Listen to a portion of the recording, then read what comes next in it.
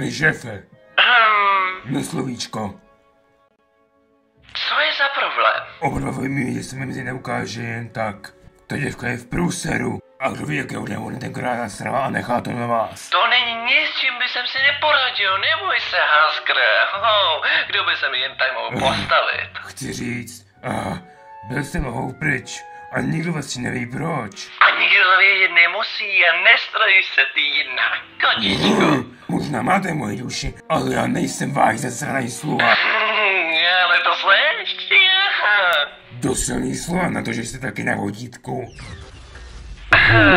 Co si to řekl? Já nic, jenom... Jestli to řekneš znovu, roztrhám tvoji duši na kusy a tvoj kříbru vysel v rádiu pro každého, který by se se mnou chtěl dohadovat. Rozumím. Super. Byl to fajnový podcast, bylo dobře se s tebou potkat.